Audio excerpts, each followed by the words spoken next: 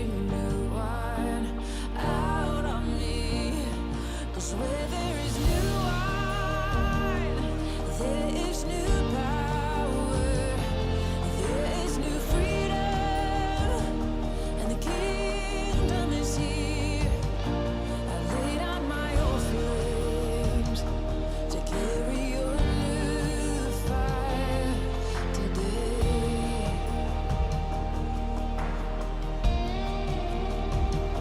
'Cause where there is new wine, there is new power, there is new freedom, and the kingdom is here.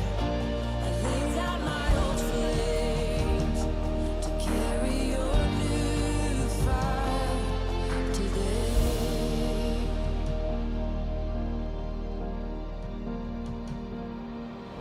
So make me your vessel, make me an offering, make me whatever you want me to be. God, I came here with nothing but all you have given me. Jesus, bring new wine out of me.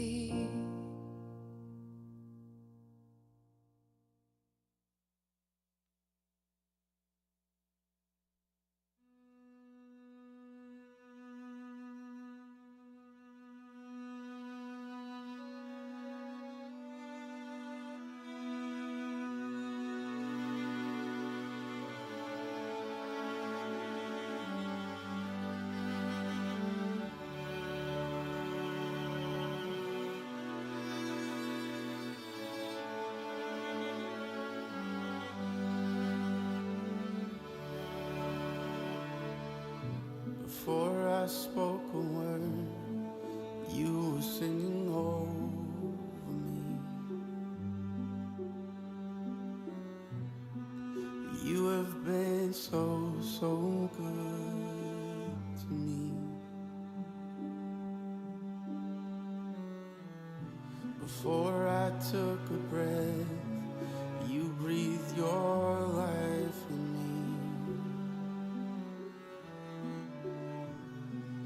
You've been so, so kind to me.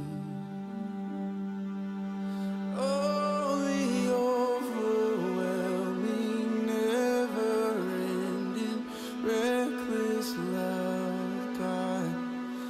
Oh, it chases me down, fights till I'm found, leaves the 99, and I couldn't earn it, I don't deserve it, still you give yourself away.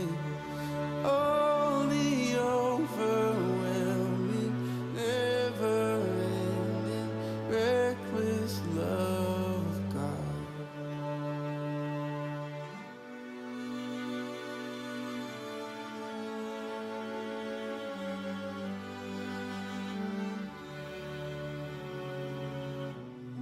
When I was your foe, still your love fought for me. You have been so, so good to me.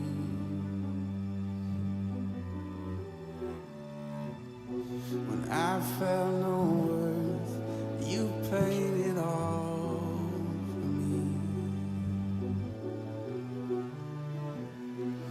You have been so, so kind to me. Oh, the overwhelming, never-ending, reckless love of God.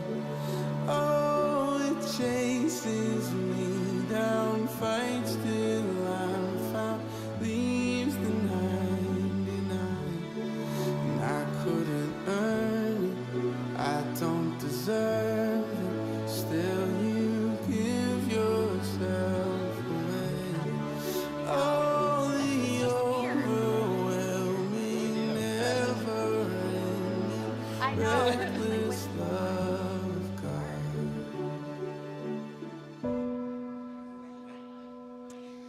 Good morning. Good morning. Welcome to you as you make your way in, which I would love. We're back. We're back. Would you stand up and sing for us? I don't know what we're doing. Join me in whatever is going on here.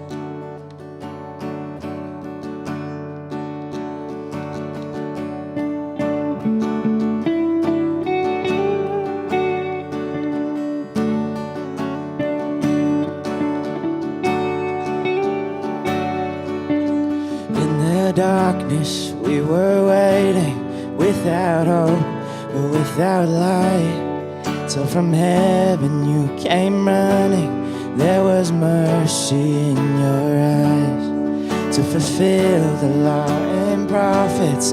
To a virgin came the word, from a throne of endless glory to a cradle in the dirt.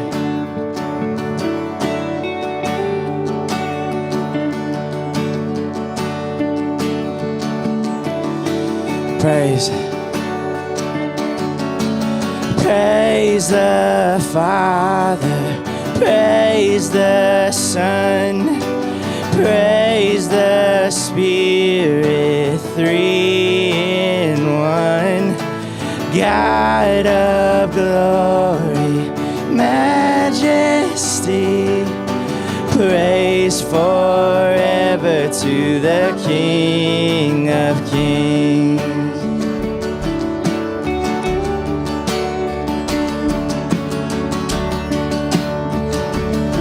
To reveal the kingdom coming, and to reconcile the lost, to redeem the whole creation. You did not despise the cross, for even in your suffering you saw to the other side, knowing this was our salvation. For his sake you died. Yeah. Praise the Father, praise the Son, praise the Spirit, three in one. God of glory, majesty, praise forever to the King. One more time, of Kings. Praise. Praise the Father, praise the Son, oh praise. Praise the Spirit, three in one. God of glory, majesty, praise forever to the King of Kings.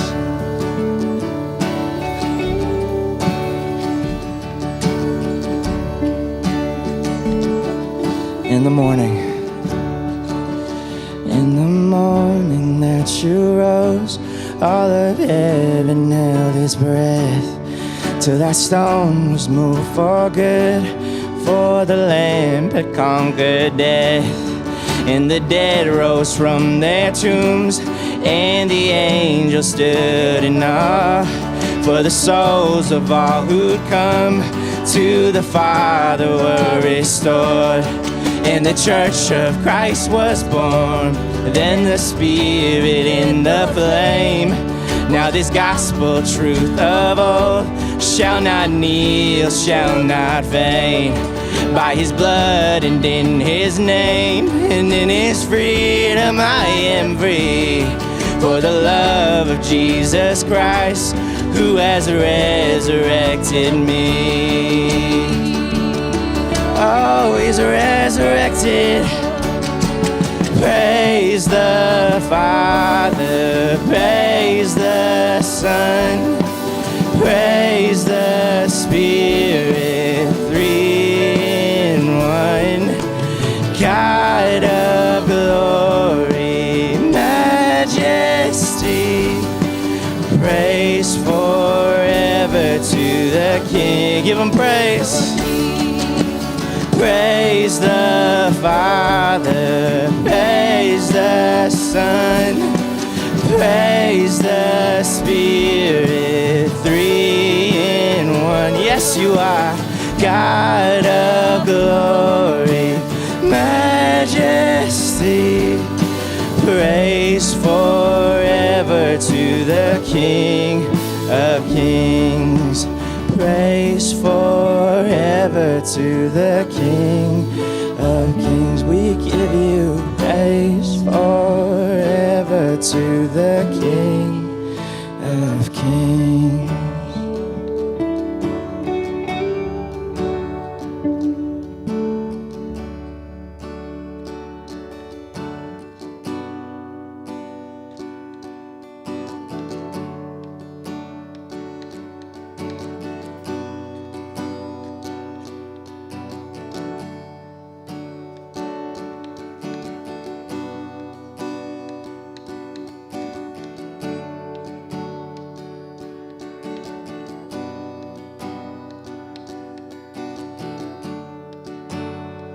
Where would I run but to the throne of mercy?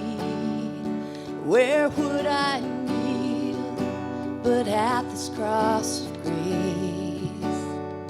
How great the love, how strong the hand that holds us. Beautiful, so beautiful. So here I bow to lift you high. Jesus, be glorified in all things. For all my life I am yours, forever yours. There is a King who bore the scars of healing. There is a Son who came in grace and truth. How great the love that carries us to kindness.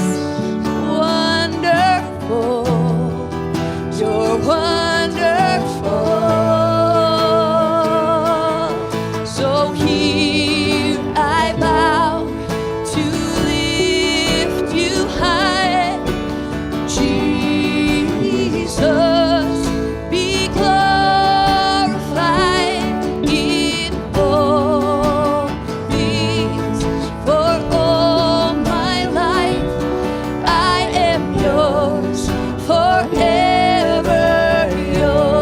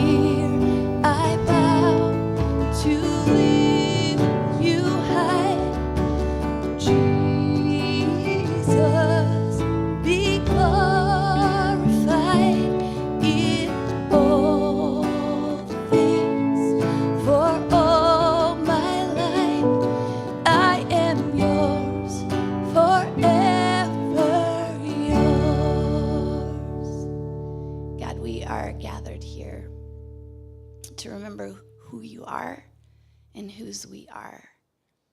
And God, in a world that is filled with chaos right now and a lack of peace and unsettled feelings everywhere, from whatever we're seeing on our news feed to whatever we're walking into in the workplace or in our homes, we realize that you are King of Kings, that you reign supreme, that when we fix our gaze on you and we listen to your Spirit alive and active within us, you will help us to show up exactly how we need to show up. So in this space, God, would you help us to tune our ear to yours, God? Would you help us to see the world the way that you do and to respond as people of love toward the people that you love? We honor you this morning. We worship you, God, because you are worthy of it all. In your name we pray. Amen. Before you sit down, would you say hi to somebody next to you?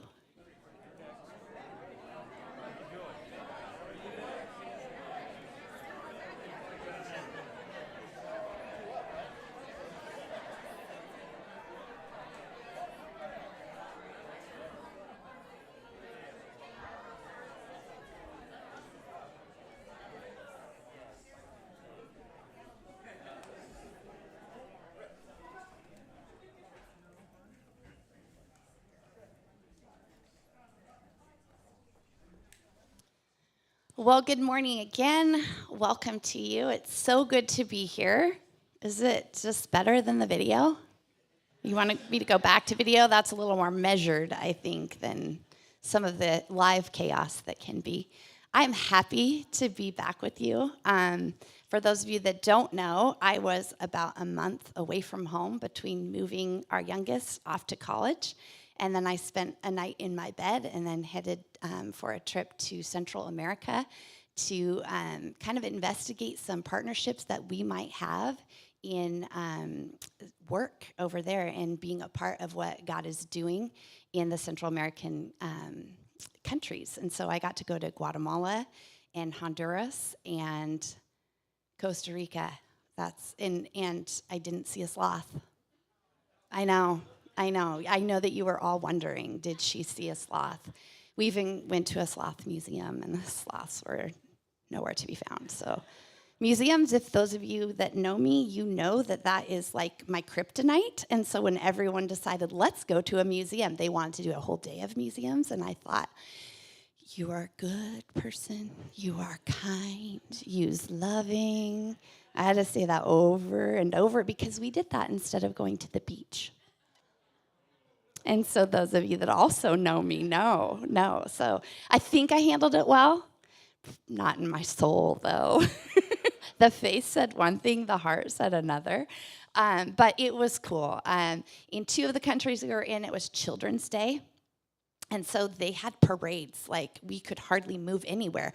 And no one was mad about it. This is like downtown Seattle. And there are just cars behind us as we are marching in a parade of children that are dressed up with sashes and white gloves and little like prom-type dresses. It was like, I don't even know what's happening. Here's what I do know is happening. They have given every child a whistle. Every child had a whistle. So at some point, I will share that with you and just bring you the joy that was filling my soul as a million high-pitched whistles were going off in the streets of Guatemala and Honduras. So much to tell you about that will come in the future, but I want to tell you about some things going on here at Brookview that are specific to us and what we're doing as a community together. And the first of those is that this month, for Cedar Way and for Vision House, those are our partners in the community that we work with. Vision House is the group that helps with homelessness. They wrap around families in such an intense way that their program is 3 to 5 years, them to get out on their own. And there's so much training and there's so much work with them on their budgeting, parenting, just life skills type stuff. It's really cool, and the work they do is good. And what we do there is we help supply their resident store. And the resident store is for people that are maybe in extra need, could come in and shop for a few extra things. But in addition to that, they use that store as rent incentive. So if you pay your rent on time, If you are going to the classes that you're supposed to show up for, you get a ticket to shop and be able to be in that store. And so that just helps them to create a culture of showing up for the things that are really important. And so thank you for the way that you partner with that. And then with Cedar Way, we help with a food distribution for families where the school district has identified them as being in need in our community. This month looks a little bit different in that they had their distribution a couple of weeks ago, and so we made a commitment to help restock their pantry at the school. And so this month you won't see the typical bananas and the produce that are there.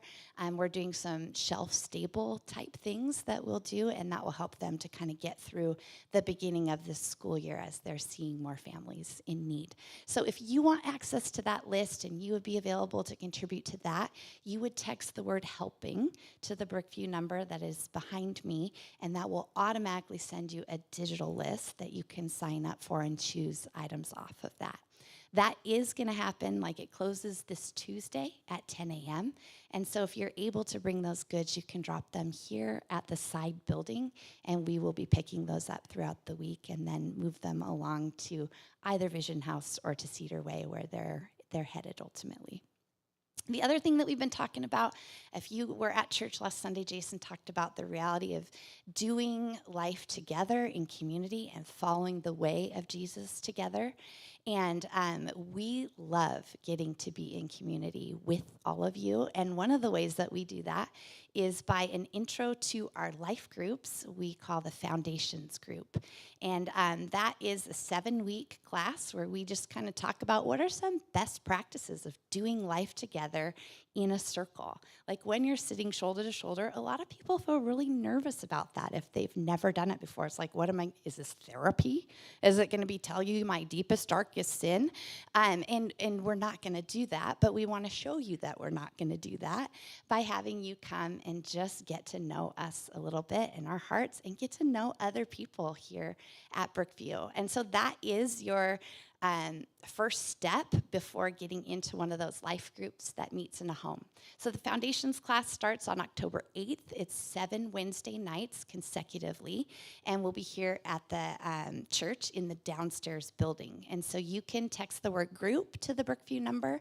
You can also mark your Connect card that's on your chair this morning, or if you're watching online, you can go to the online Connect card and mark that box, and we will get you signed up for that. We'll get you all the information that you need prior to October 8th. And then our youth life group, so we have youth life group. We sit in a circle, and we do what the adults do. We just kind of practice. What does it mean to follow Jesus together as a community of young people? And that's for our middle school and high school students. So if you are in middle school or high school, that will start on October 5th, Sunday night from 6:30 to 8:30 p.m. here at the church, and you don't need to sign up for that. You just come whenever you can, as often as you can, and we will be so excited. I'm excited for the team that is gathered together of adults to invest and to pour into our young people. So that is launching on October 5th. And then the very last thing I mentioned already was that Connect card. Just fill it out, mark whatever boxes make sense to you. And at the end of our service this morning, you can, on the way out in the lobby, there are blue baskets, and you can just throw those in there, and we will respond to you. So good to be here. I'm going to hand it off to this.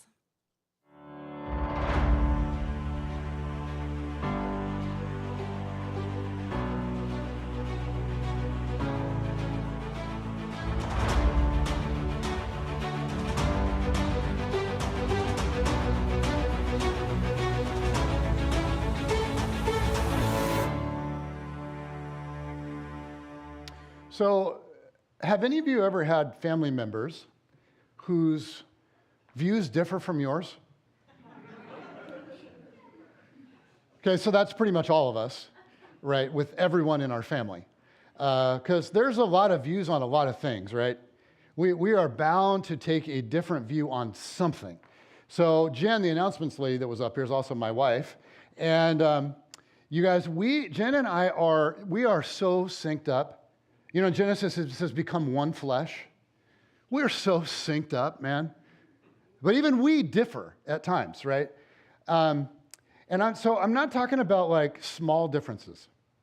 I'm talking like total worldview, like how the world works, what a human being is, what a good person is. I'm talking the existential questions of God and faith and spirituality. And in that realm, okay, in this realm, my dad and I are just like miles apart. And I will tell you, I respect him in many ways for many reasons. He is devoted to his values and has been for as long as I know. And one of those is that he loved his wife, my stepmom, through Alzheimer's. I mean, extreme devotion. He tenderly cared for her at home by himself through COVID, and she died toward the end of all of that. And my dad is now 82. And he and my mom divorced when I was born, and he moved to California when I was an infant. And he spent his career as a successful attorney and then retired a few years back. And so he lives in this big, beautiful home in a like gated golf course community in Sacramento. And I hardly ever see him. But he and I have really begun to connect more recently. He started reaching out to me, and it's beautiful what's happening, and I'm really grateful. But talking about God or the church or the Bible, that has always been an out-of-bounds topic. And my dad is what I would call a devout agnostic. Now, some of you know I am a follower of Jesus.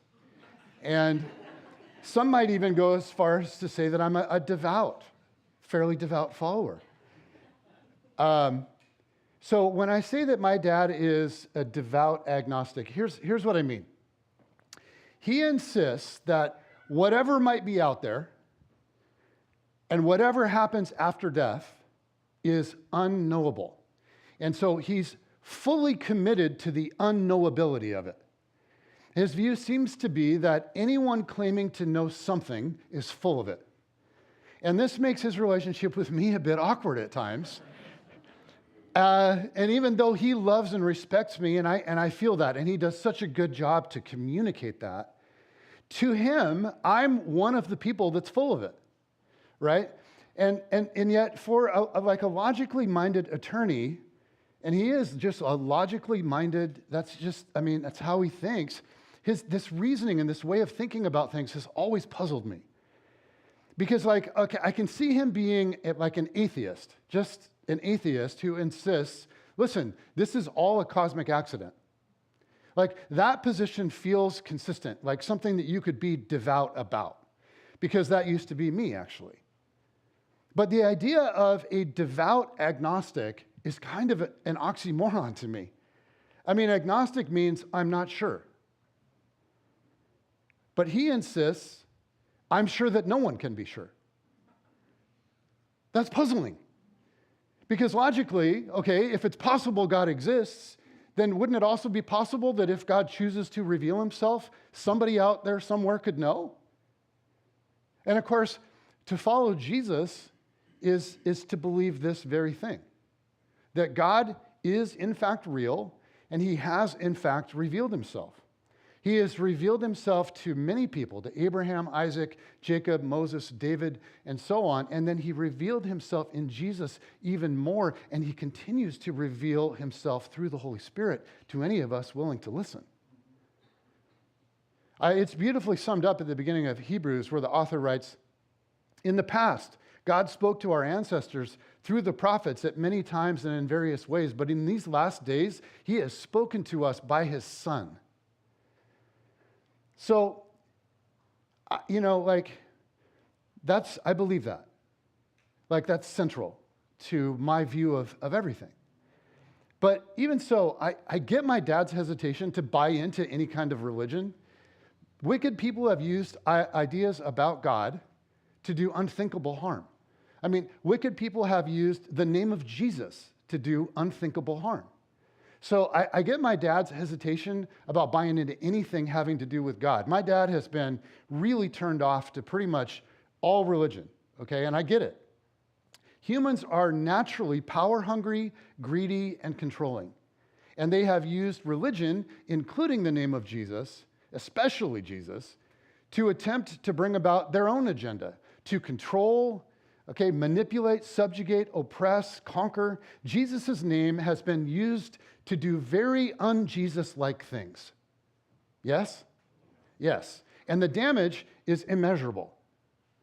And then on top of that, many people hold visions of like this angry, spiteful, distant God. So their faith leads them to just dwell in a cycle of fear and shame, or sometimes even worse, they become arrogant and judgmental. And they encourage others to do the same. Like, it's gotten ugly, right? So a lot of people are resistant to anything Christian. They're wary of kind of, of anything kind of, quote, like, this is the popular thing. I'm wary of organized religion. And yet for some, they don't want all of this to be a cosmic accident. That feels empty. That feels meaningless. Now, they don't want religion, definitely not Christianity, but they want something. They long for spirituality. I recently listened to a sermon from a pastor of another church, and he talked to a woman after a wedding that he performed. And she came up and just said to him, hey, listen, I want you to know what I believe about God. Like, I got to hear a little bit from you in the ceremony of what you believe about God. I want to tell you what I believe about God. And he was like, great, okay, awesome. Please do. I'd love that. Thank you. Continue. She said, well, I believe that God is in everything. Just look around at the trees and the birds. And they were on a beach, for this was a beach wedding. And so stuff like the fish and the waves and the shells and the rocks. And so he politely said, well, when she was all wrapped up, he was like, thank you for sharing that with me. I appreciate that. And she said, just kind of reiterated again, yeah, well, I just want you to know what I believe. But as she walked away, his first thought was, honestly, lady, God is who he is regardless of what you think. None of us get to just make God into whatever we want him to be. God is who he is regardless of what you or I happen to believe. But here's the thing. Okay, in listening to that story, I started thinking, and I'm like, if I'm honest, I can very easily create my own version of God too. Right? I'm quite capable of doing exactly what that lady was doing. I mean, if I'm honest, don't I sometimes envision God to be angrier about other people's sins than he is about mine? Right? Don't I assume that he just kind of winks at my shortcomings? Right? Like, it's like, yeah, I sin, sure. Right? Like, we've all fallen short of the glory of God, and I sin. But not like those people. By the way, I wasn't pointing at any of you. Okay, right? Not like those people. Right? Or don't I make God out to be really passionate and outraged about the injustices in the world that I am passionate and outraged about, but care far less about the injustices that I don't care so much about? Don't I sometimes envision a God that mostly mirrors me?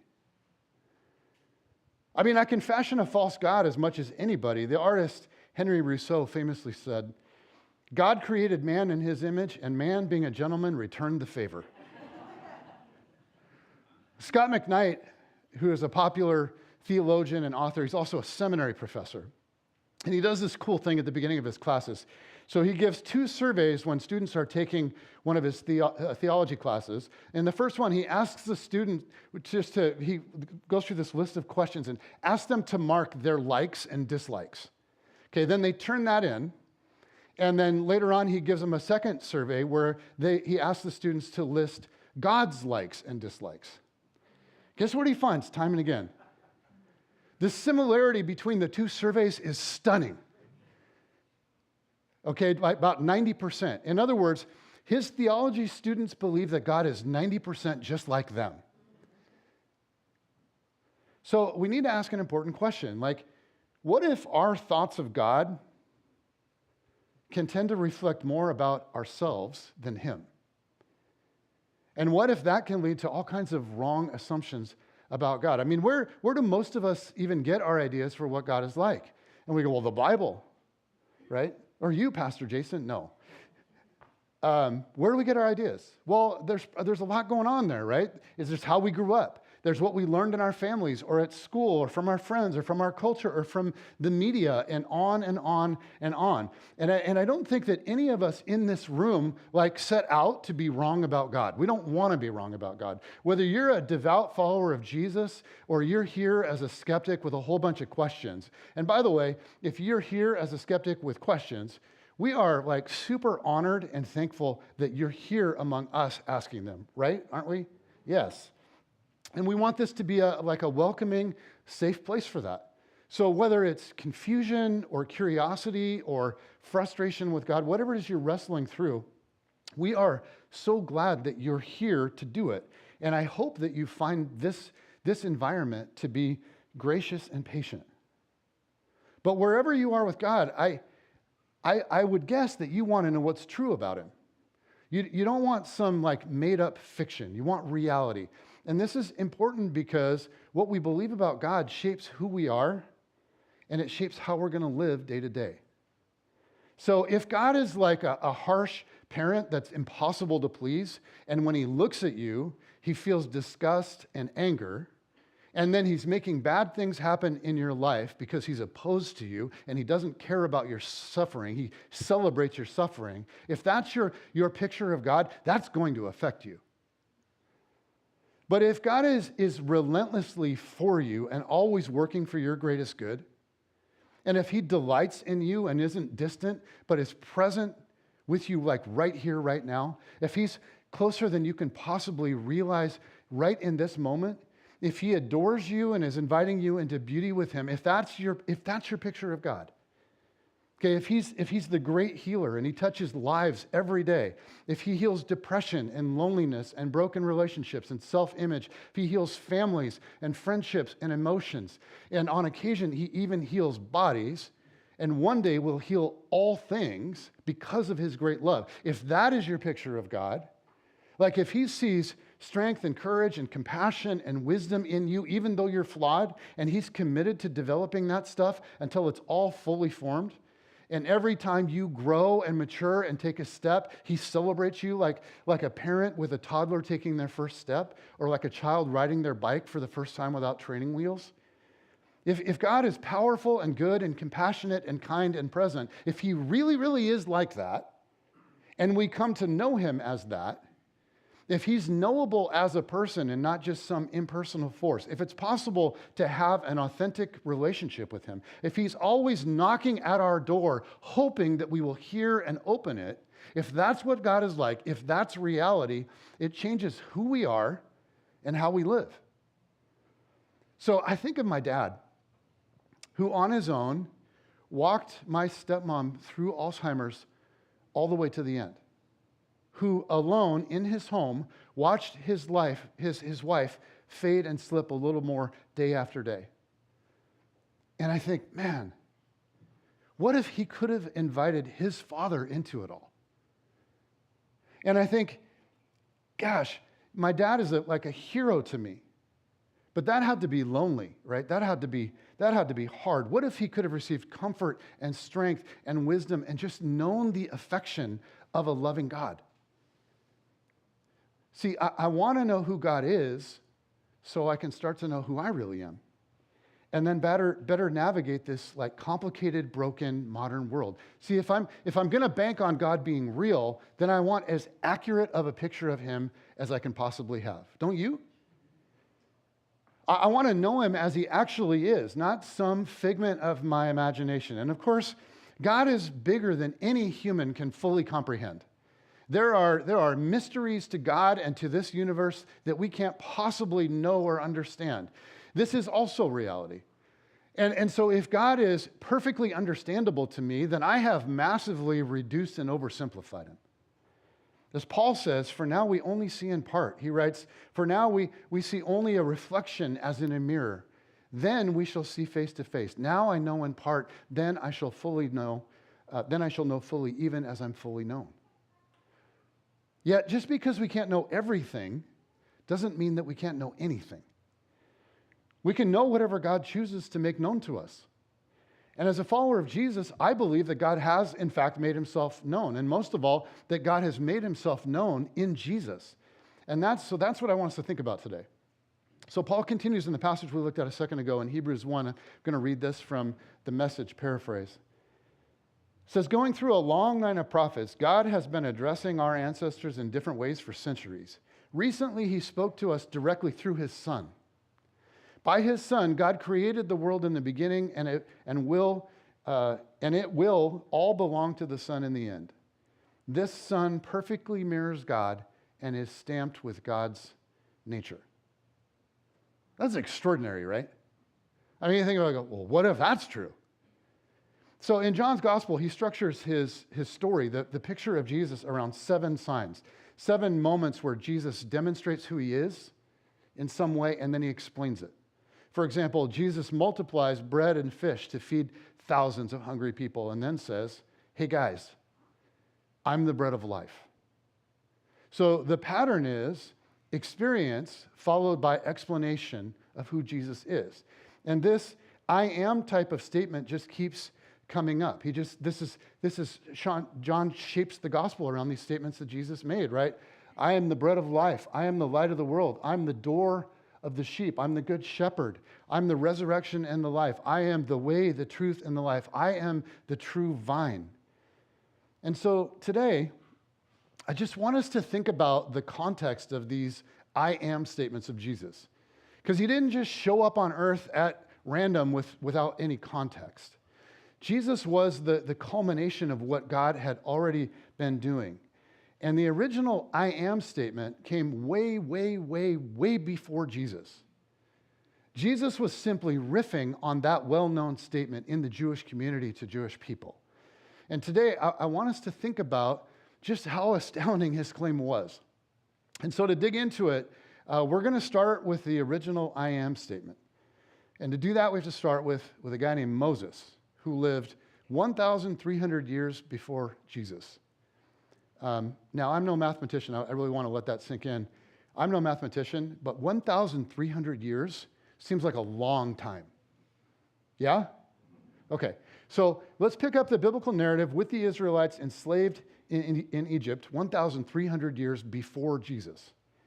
And they are multiplying as a people, which is all part of God's design and promise. In the beginning, we're told that God created the heavens and the earth, and he put mankind in the center of a garden, and he blessed them and said, be fruitful and multiply. God's desire is to bless humanity, that we would flourish and that we would be fruitful.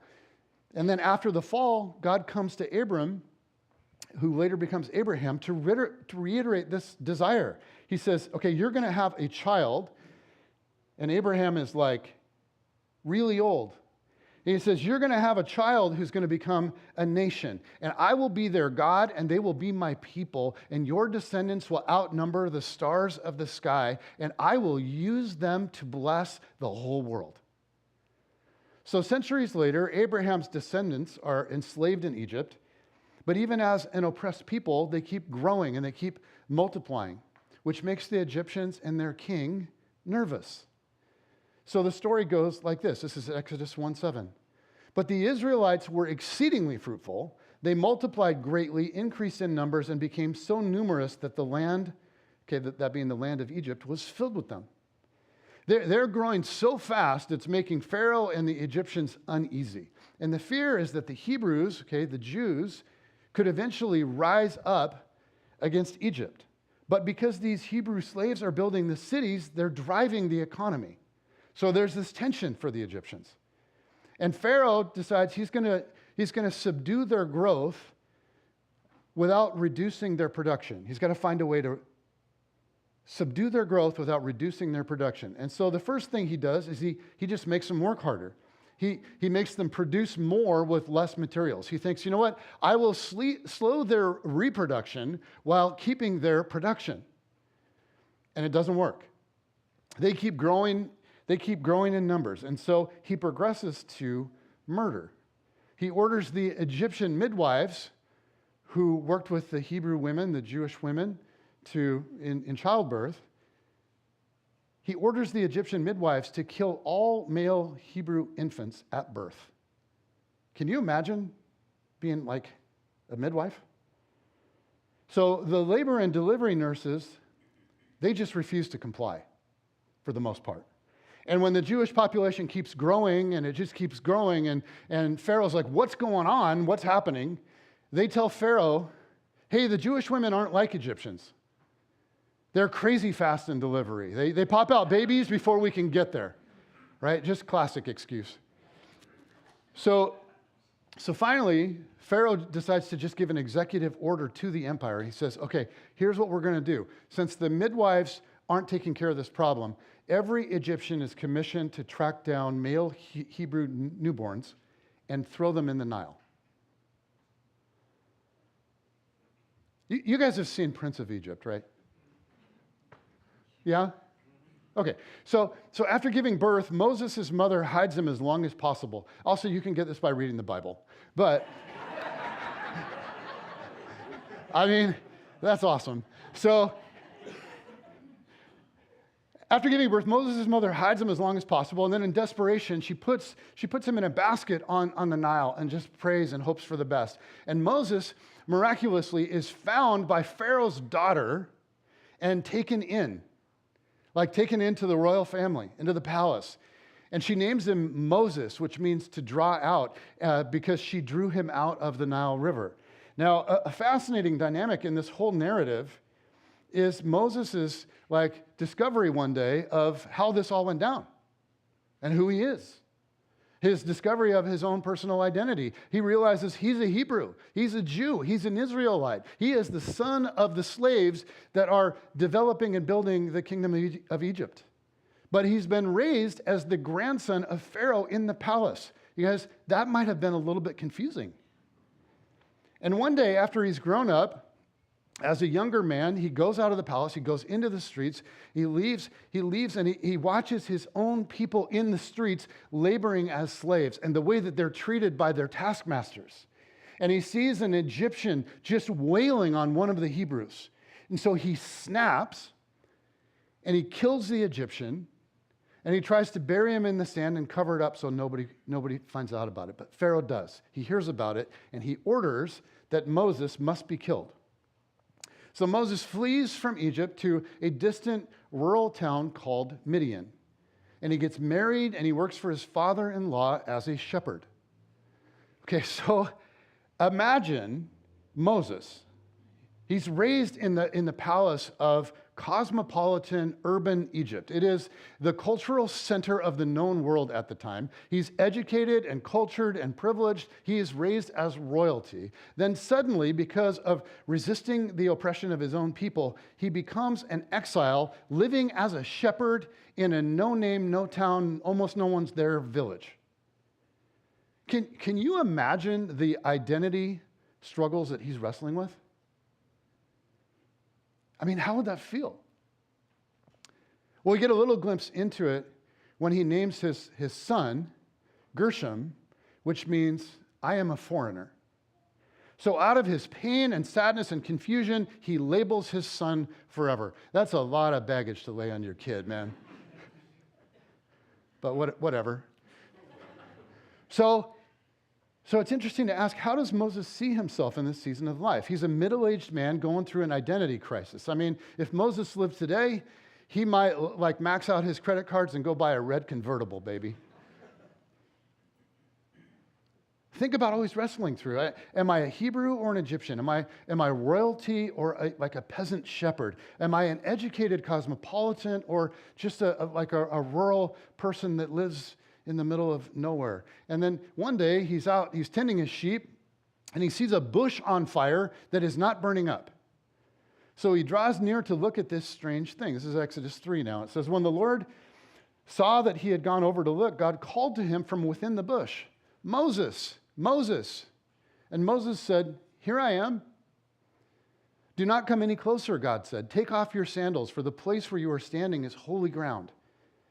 Then he said, I am the God of your father, the God of Abraham, and the God of Isaac, and the God of Jacob. At this, Moses hid his face because he was afraid to look at God. So notice how personal this encounter is. God calls Moses by name. And yet Moses just falls down, hiding his face.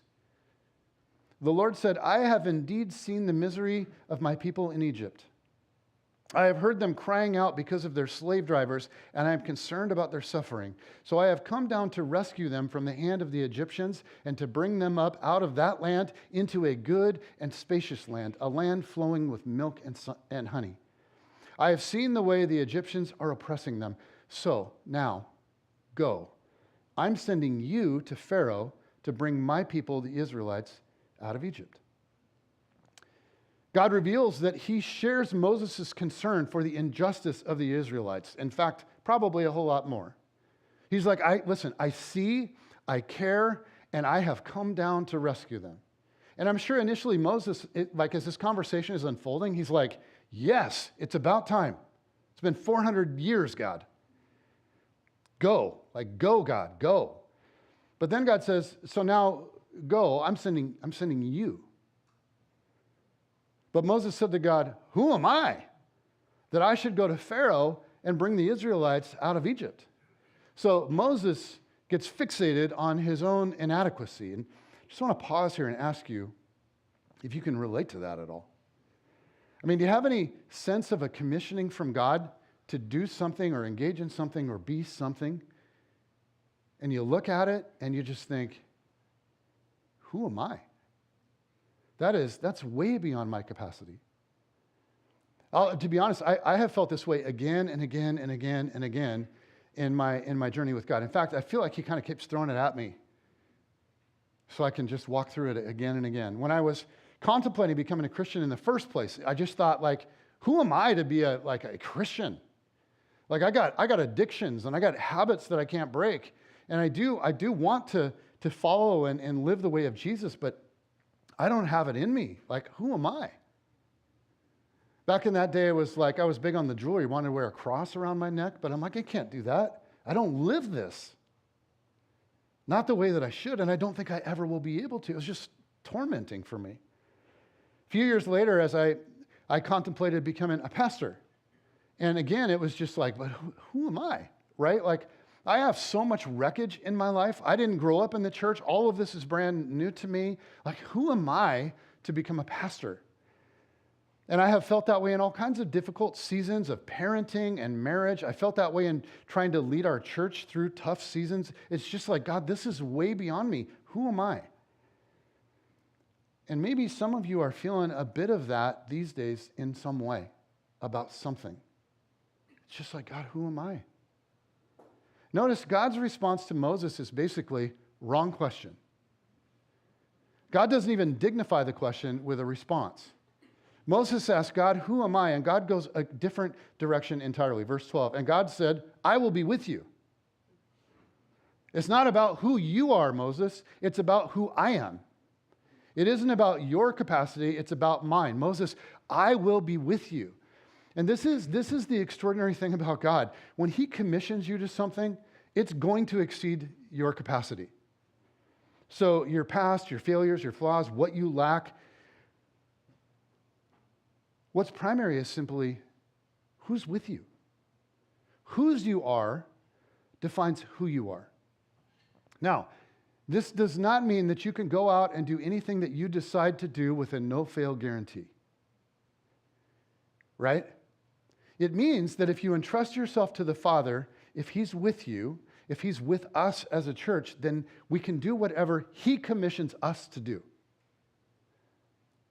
Now, Moses feels like he's being given an impossible task, so he presses God to reveal more. Moses said to God, suppose I go to the Israelites and say to them, the God of your fathers has sent me to you, and they ask me, what is his name? Then what shall I tell them?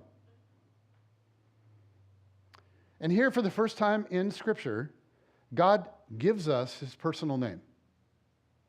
God said to Moses, I am who I am. This is what you are to say to the Israelites.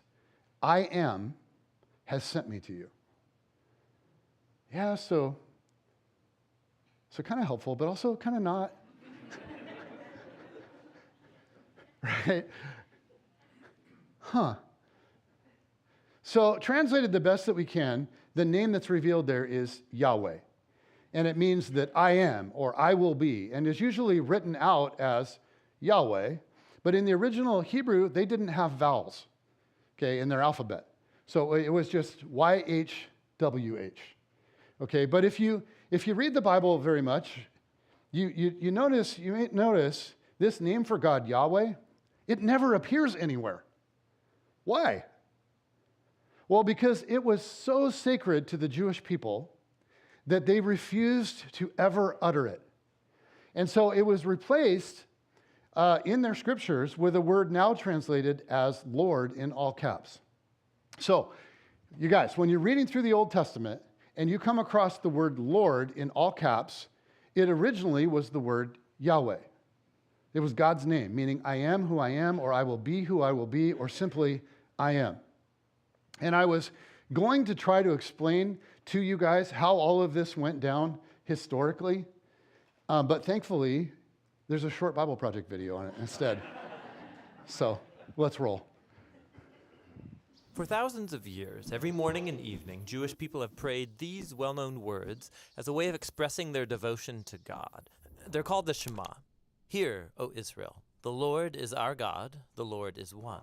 And as for you, you shall love the Lord your God with all of your heart, with all of your soul, and with all of your strength. We're going to look at the second key word here. Lord, written in all capital letters. This is the personal name of Israel's God. We first learn the meaning of this name in the story of Moses and the burning bush in the book of Exodus chapter 3. God appears to Moses and he commissions him to liberate the Israelites from slavery. And so Moses wonders, what if people ask the name of the God who has sent me? And so God responds, tell them, Ehyeh has sent me to you. Now, that Hebrew word Ehyeh means I will be. In other words, God's name means that he is the one who is and who will be. God's existence doesn't depend on anyone or anything else. This God simply is. But it will sound kind of strange for Moses to go say to the Israelites, I will be has sent me to you. Only God can say, I will be. So in the next sentence, God tells Moses the version he should say aloud. Yahweh, the God of our ancestors, he has sent me to you. Now, that word Yahweh is the ancient Hebrew form of the verb he will be. And this is the personal name of the God of Israel. It appears over 6,500 times in the Old Testament. Now, here's what's interesting. Over the centuries, Israelites wanted to honor the sacred nature of this divine name. So, as they read the Hebrew Bible aloud and they came to this name, they stopped saying Yahweh and instead started saying the Hebrew word for Lord, which is Adonai. Now, this practice has been continued throughout the centuries, and so later, when people started translating the Bible into English, they adopted the same practice. Instead of spelling out the divine name, they translated it as Lord, spelled in all capital letters. Okay, you got that? Good, because there's more. Ancient Jewish scribes wanted to prevent anyone from even accidentally saying this name aloud when you read the Hebrew Bible. And so they came up with a visual device to remind you to make sure you say Adonai. They took the 4 consonant letters of the divine name. These letters correspond to our English letters, YHWH. Then they inserted the 3 vowels from the word Adonai and combined these together to create an artificial hybrid word, which if you pronounced it, it would say Yahuwah, but no Israelite ever said Yahuwah. It's simply a visual reminder to say the word Adonai. Now, it gets more interesting. Much later, Christian scribes came along who didn't know that Yahuwah was an artificial word, and so they began to say it aloud and spell it in their writings. This is the word that eventually entered into English as Jehovah. It's a word many people still use today. But the main thing is, the word Lord in all capital letters is an indication of the divine name. Don't confuse it with the word Lord in your English translations that's not in all capital letters. That is the actual Hebrew word Adon, which just means Lord or master. This word can refer to people like kings or the master of a servant, even a shepherd over his sheep. And sometimes biblical authors will use this word to refer to God, like in the phrases the Lord of all the earth or the Lord of lords. But behind all of these words, Jehovah, Lord, Adonai, stands the original divine name of the God of Israel. It refers to the one who was, who is, and who forever will be.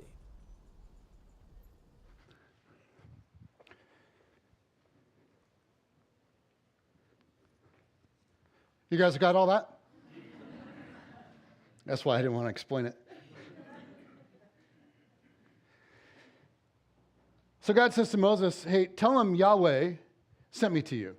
He is the one who is and forever will be. He's the uncreated one, the uncaused cause. He is who he is and will be who he will be. Okay, Yahweh, I am the personal name of God. So in this moment, Yahweh reveals his name to Moses.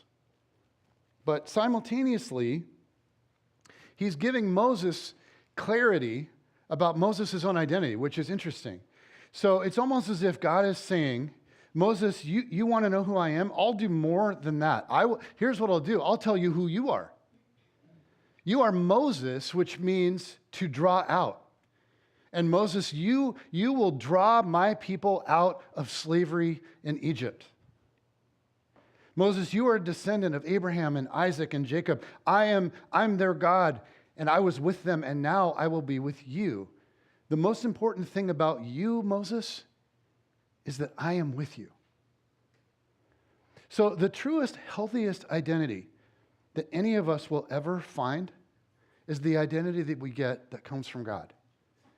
And you guys, when I think about like Gen Z right now, my heart just aches for those kids that are trying to find their way.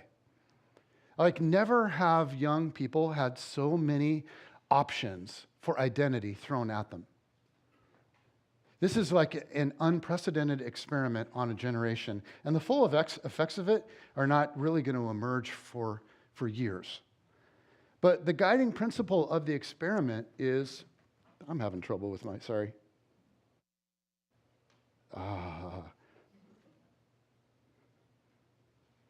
You guys don't know what's happening, but trust me, it's better. The guiding principle of this kind of cultural generational experiment that we're seeing right now is that in order to find your identity, you have to look within. Right? You will discover who you are by looking inward. Jesus would say very graciously, Okay, no, the way to truth and life to the full, it actually is to allow God to tell you who you are. And this is exactly what Jesus did in his own life. He relied on this again and how did Jesus have the strength that he had? Well, he was Jesus, yes, but he relied on the Father telling him who he was. And he taught his followers to do the same thing. Now, we'll get back to Jesus in a minute. Okay, back to Moses. Fast forward now to Exodus 34. So with God, Moses goes to Egypt and confronts Pharaoh and he frees the Israelites. And so in Exodus 34, Moses is leading the people to the promised land. And on the journey, Moses grows even closer to God. It's super cool. So like even though he's experienced the burning bush and God speaking to him and God's power in Egypt, like all the things that God did to free the Israelites, Moses is not satisfied. He just keeps pressing in. He wants more of God. And how does God respond to that? Well, God is overjoyed. And so can I just say, no matter how close to God you have been to this point in your life, God wants you even closer. He longs for it with you. And he is overjoyed when you say, I want more, God. Jesus said it like this. He said, ask and it will be given to you. Seek and you will find. Knock and the door will be open to you. For everyone who asks receives. The one who seeks finds. And to the one who knocks, the door will be opened. Moses says, God, I want more than your name. Show me your glory. In other words, show me all that you are, God. Don't hold anything back. And God says, look, Moses, you can't handle all of me. But I love your heart. I love your request. So here's what I'm going to do. I am going to show you all of me that you can possibly handle. And he passed in front of Moses, proclaiming, Yahweh, Yahweh, the compassionate and gracious God, slow to anger, abounding in love and faithfulness, maintaining love to thousands and forgiving wickedness, rebellion, and sin. Yet he does not leave the guilty unpunished. He punishes the children and their children for the sin of the parents to the third and fourth generation. So who is Yahweh? This is Yahweh's like initial self-disclosure statement to the world. He starts with his name, then his character, and here's the thing, the order matters. He leads with compassionate and gracious because they're dominant. This is the most important part of the list. What is Yahweh like? First and foremost, Yahweh is compassionate. And the Hebrew word here describes the feeling that a parent has for a child, like a deep-rooted love and affection. How a mother naturally feels inclined towards her baby, towards her children. She wants the best for them. She loves them beyond words. That's how Yahweh feels toward every single person, all of humanity, and toward you. Second, Yahweh is gracious, and this is not a feeling, it's an action. So while compassion is a feeling, gracious is an action word. It's actively showing mercy or grace. It's something that you do. And in many places in the Bible, it has to do with help. This is a word that's often used in the Psalms in David's prayers for rescue. He's up against it, and he's just like, God, rescue me. And it means that God is one who responds, who helps. It's actively. And then we're told Yahweh is slow to anger. Think about yourself. Have you ever had an almost unexplained angry outburst? Like a sudden fit of rage where you're just like, whoa, where did that come from? The point here is that God doesn't do that ever. Never. God has a healthy, emotionally mature response to evil. God gets angry, but he's slow to anger. Now remember, his baseline towards humanity is compassion and mercy. And then he adds something about himself, that he's abounding in love and faithfulness. And this is something that we value in the setting of, particularly in marriage. And that's the picture here, of abounding in love and faithfulness towards the ones he loves, which is you and me and everybody we lock eyes with. God is like a husband that is faithful to his bride and to us and to his beloved. And when we aren't good to him or faithful to him in return, he loves us and is faithful to us anyway. I'm like, this, you guys, this is like the macro story of the whole Bible, actually. But he goes on, he tells Moses that he's also maintaining love to thousands, forgiving wickedness, rebellion, and sin. So God is patient with us. He's wooing us into a change of heart, but God also refuses to just wink at evil or allow it forever. If someone is dead set on continuing in evil, resisting asking God for forgiveness, and refuses to have a change of heart, he's going to intervene eventually, and there's going to be justice. God has to kind of destroy evil and sin. And you guys, here's the thing about that. This is a really good thing. I mean, we long for a world, don't we, without school shootings, without sex trafficking, without domestic violence, without racism and misogyny, without gun violence. And one day, here's the promise, one day there will be such a world. Because one day, God will bring justice once and for all. But right now, sin and wickedness have real consequences. It says here up to 4 generations. And that part, I think it reads strangely to us. So let me be clear on this. Yahweh, the compassionate, doesn't punish innocent children for the sins of their parents. This is simply recognizing that there is a generational effect of sin.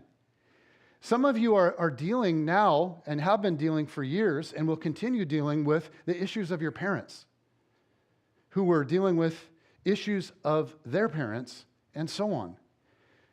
Abuse, alcohol, mismanaged anger, the effects of that can take generations to sort of eventually weed out, which is exactly what Yahweh is committed to doing.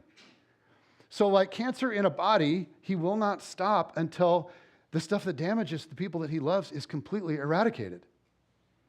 That's good news. Like he works relentlessly to forgive and heal so that we can be whole and we can be free. That's what Yahweh is like. Now, this leads to an important question. Where does Jesus fit into this description of Yahweh? Is Yahweh like the angry, intense, like super intense God of the Old Testament, and Jesus is like the laid-back, mellower, West Coast hippie son? Is he? I mean, how do you reconcile? How do Yahweh and Jesus fit together? Well, according to the scriptures, the summary statement would be this: Jesus is Yahweh in flesh and blood. And this was certainly how Jesus viewed himself. Like in John 8, there's this intense debate and discussion between Jesus and the religious leaders of the day, and they are completely offended at what he's saying and what he's doing. And so they ask, it's like, who do you think you are? Are you greater than our father Abraham? He died, and so did the prophets. Who do you think you are? He responds by saying, your father Abraham rejoiced at the thought of seeing my day. He saw it and was glad. And they're like, what? You're not even 50 years old, they said to him, and you have seen Abraham? And then he says the most absurd thing that anyone could have imagined. He says, very truly I tell you, before Abraham was born, I am. I mean, like, he is explicitly claiming to be Yahweh in the flesh. And that's exactly how the religious leaders interpret it, because look at this. It says, at this, they picked up stones to stone him, but Jesus hid himself, slipping away from the temple grounds. Jesus clearly believed he was Yahweh, the great I am, come in the flesh. And Jesus is adding color and further detail to the revelation that Moses and others had already received. Who is God? What is he like?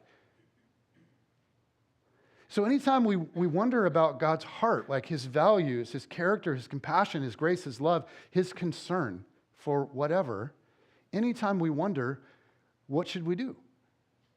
We should look at Jesus. What is God like? You guys, he's just like Jesus. That is the beauty of God come in the flesh. As Paul writes, the Son is the image of the invisible God, the firstborn over all creation. For in him all things were created, things in heaven and on earth, visible and invisible, whether thrones or powers or rulers or authorities. All things have been created through him and for him. Get your mind around that. He is before all things, and in him all things hold together. And he is the head of the body, the church. He is the beginning and the firstborn from among the dead, so that in everything he might have the supremacy. For God was pleased to have all his fullness dwell in him, and through him to reconcile to himself all things, whether things on earth or things in heaven, by making peace through his blood shed on the cross. In Jesus, God has come to us to communicate his love, his compassion. In Jesus, God demonstrates that maternal love that he has for every child. In Jesus, he has taken the action to show grace, sacrificing himself. In Jesus, evil and pain and brokenness were confronted. And one day in Jesus, everything will be made whole. Evil that refuses to accept grace and have a change of heart, it will forever be quarantined from God's new world. The Son, King Jesus, will then rule with perfect love and grace and compassion and justice. And with our hearts that are healed and whole because of Jesus, we will be invited to rule with him. All creation will be as God designed it in the garden, and all of creation will be healed and made whole, everything. In the meantime, Jesus said, the kingdom of heaven is at hand. He's like, you guys, look, listen. God is here now, loving, healing, restoring, forgiving, confronting. And we can know him because he longs to reveal himself. So what if the burning bush moment with Moses, what if that still happens like every day? What if God still uses attention getters to reach out to us? I mean, it's interesting. To get the attention of Moses, God used a burning bush, and then he revealed his identity to Moses and spoke identity over Moses. So maybe there's something that's been going on in your life these days. And it's like, what is it? It's like your version of a burning bush on your path, on your walk of life. It's something that God is using to get your attention. Could be a crisis, or a miraculous coincidence or a sign of some other kind, but maybe God is reaching out to you personally because he loves you like he did Moses. And maybe what he's hoping most is that you will press in and ask him his name and then keep pressing in to know him more. I mean, Jesus used the metaphor of knocking in Revelation. He said, "Here I am. I stand at the door and knock. If anyone hears my voice and opens the door, I will come in and eat with that person, and they with me." In Matthew, Jesus said, "Ask and it will be given to you. Seek and you will find. Knock and the door will be opened to you. For everyone who asks receives. The one who seeks finds. And to the one who knocks, the door will be opened." I mean, I don't know about you. I want that. I want that for me, right? It's just like, oh, God, show me your glory. And that is a request that Yahweh longs to receive and delights in revealing himself. So I don't know all that's going on in your life right now. I don't know all that's going on in your heart, but whatever it is, Yahweh longs to be sought after and to reveal himself to you. So maybe as we take communion this morning, it makes sense for you to just cry out to Yahweh. Right? As we're taking communion and thinking about Jesus, who is Jesus? What did he do for me? To cry out to Yahweh, to cry out to Yahweh Jesus and say, show me your glory. I want that. I need that. And maybe he longs for it. And maybe he thinks it's what you most need. So I want to invite the worship team to make their way up. So this morning as we do communion, we've got the two stations up front with bread and juice. We've got one in the back. I believe that's the one in the back has a gluten-free option. And I just invite you to come when you're ready. We're going to worship for a while. Come when you're ready. Take the bread and the juice. You can eat it there. You can kneel here and just spend some time with Jesus. You can take it back to your seat. But when you're ready, come. And for those of you that are visiting with us, you don't have to have taken a class or anything like that. If you want more of God, this is open to you. It's wide open. So we invite you.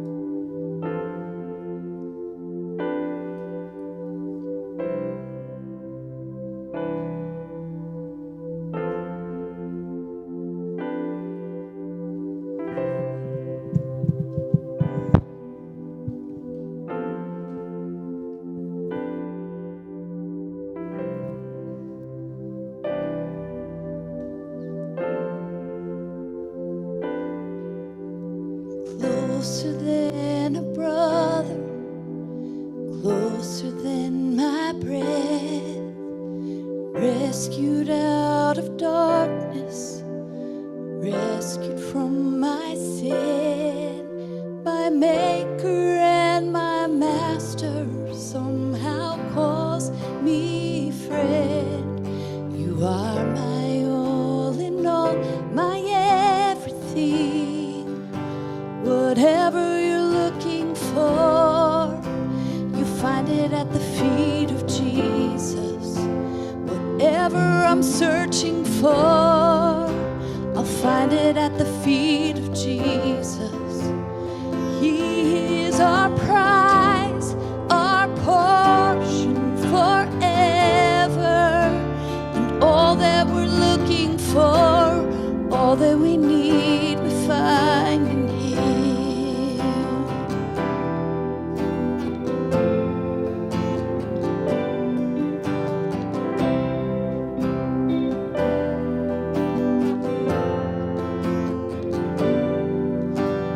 Rock of my salvation, rock on which I stand.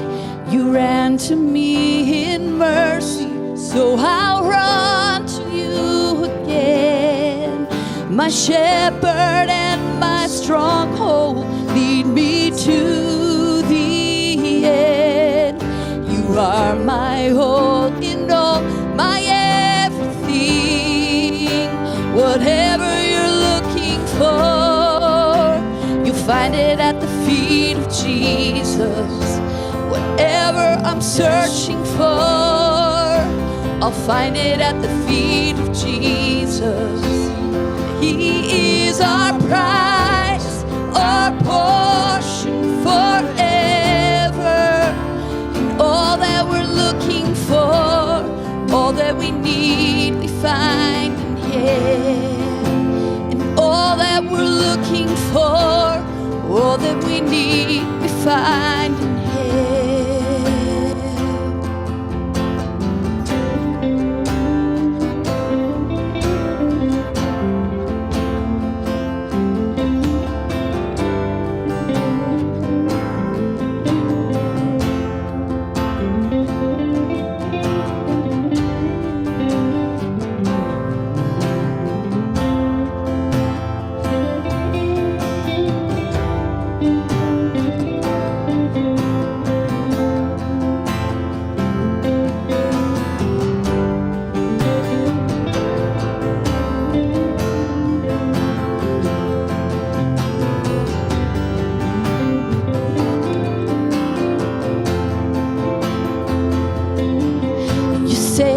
Redeem, you heal, you set free.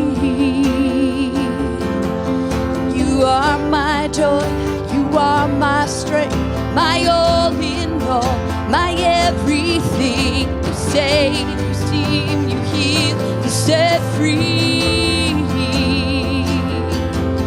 You are my joy, you are my strength, my all in all, my everything.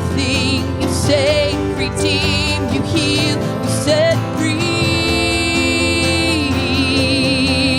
You are my joy, you are my strength, my all in all, my everything. You save, redeem, you heal, you set free. Oh, you are my joy, you are my strength, my all in all, my everything.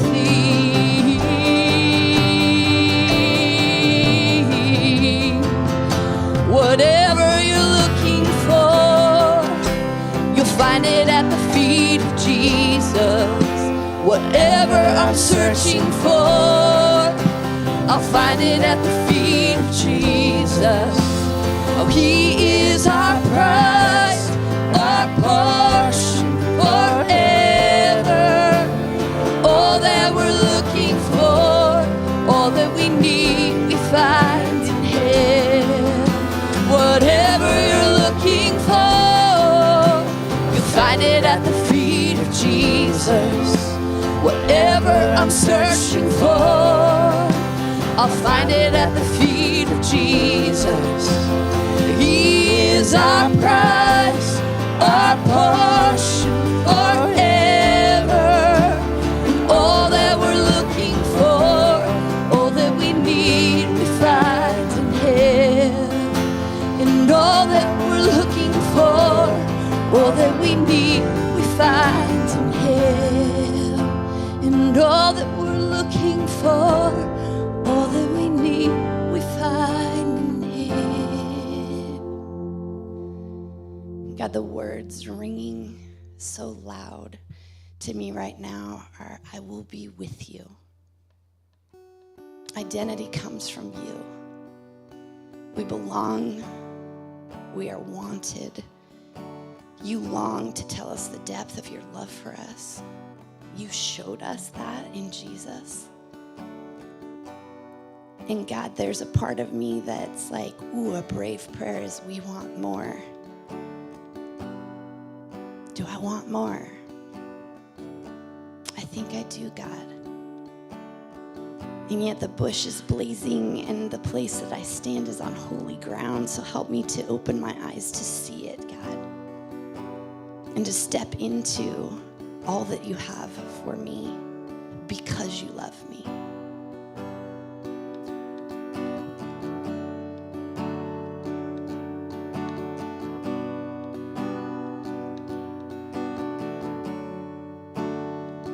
Where would I run but to the throne of mercy?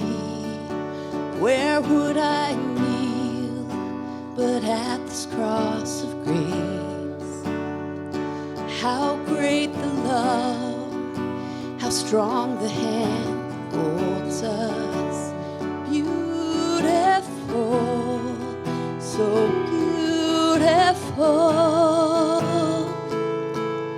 So here I bow to lift you high, Jesus, be glorified in all things. For all my life I am yours, forever yours. There is a King who bore the scars of healing. There is a Son who came in grace and truth. How great the love that carries us to kindness. Wonderful, you're wonderful. So here I bow to lift you high, Jesus, be glorified in all things. For all my life I am yours, forever yours. God, here and now be lifted high, right here and now be glorified. God of heaven and earth, God who brought me back to life, I am yours, forever yours. So here I bow to lift you high, Jesus, be glorified in all things. For all my life I am yours, forever yours. So here I bow to lift you high, Jesus, be glorified in all things. For all my life I am yours, forever yours. Jesus at the center of it all. Jesus at the center of it all. From beginning to the end, it will always be, it's always been you, Jesus. Jesus, sing that again. Jesus at the center of it all. Jesus at the center of it all. From beginning to the end, it'll always be, it's always been you, Jesus. Jesus, and nothing else matters. Nothing in this world will do.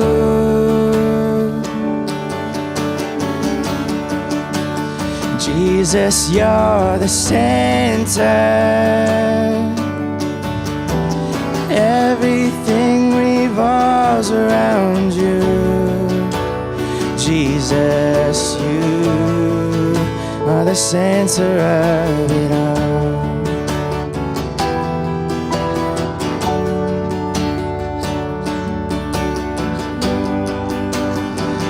Jesus, be the center. Jesus, be the center of my life. Jesus, be the center of my life. From beginning to the end, it'll always be, it's always been you, Jesus. Jesus, nothing else matters. Nothing in this world will do. Oh, Jesus, you're the center. Everything revolves around you. Jesus, you, from my heart to the heavens. Jesus, be the center. It's all about you. Yes, it's all about you. From my heart to the heavens. Jesus, be the center. It's all about you. Yes, it's all about you. From my heart to the heavens. Jesus, be the center. It's all about you. Yes, it's all about you. From my heart to the heavens. Jesus, be the center. It's all about you. Yes, it's all about you. Jesus, be the center of your church. Jesus, be the center of your church. And every knee will bow, and every tongue shall confess you, Jesus. Jesus, sing it out. Jesus, Jesus, yes you are. Jesus, oh Jesus, Jesus.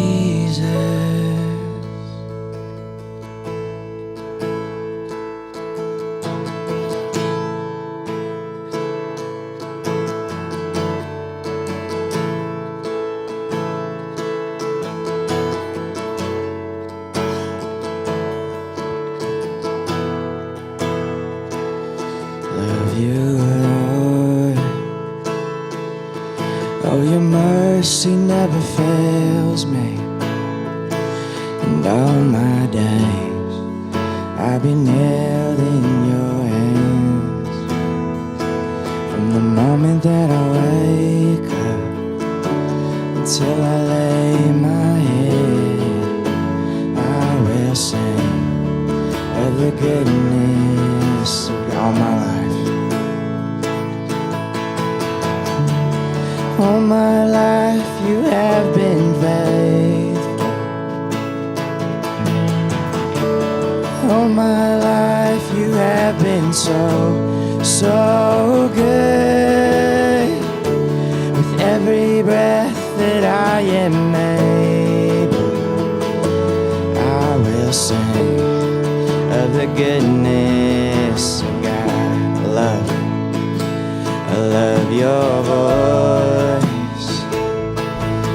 You have led me through the fire in darkest nights. You are close like no other. I've known you as a father. I've known you as a friend. I have lived in the goodness of God all my life. All my life you have been faithful. All my life you have been so, so good. With every breath that I am able, I will sing of the goodness of God. Your goodness. Your goodness is running after, it's running after me. Your goodness is running after, it's running after me. With my life laid down, I'm surrendered now. I give you everything. Your goodness is running after, it's running after me. Your goodness.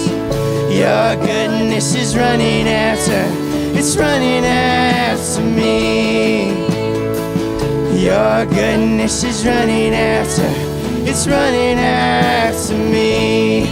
With my life laid down, surrendered now, I give you everything.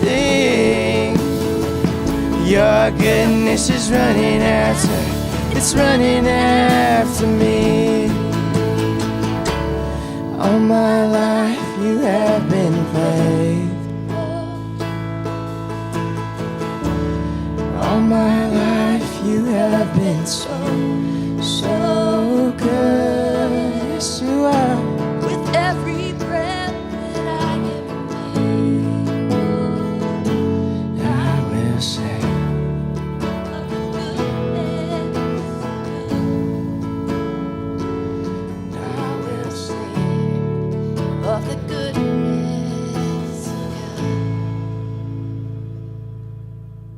God, you are chasing after us. You are running in front of us, behind us, and right beside us. May we have eyes to see. Thank you for this morning. Thank you for a chance to just worship you. In your name we pray. Amen. Enjoy your day, the rest of it. Enjoy some football, some baseball. I don't know if there's soccer. Okay, yes. Enjoy all the things.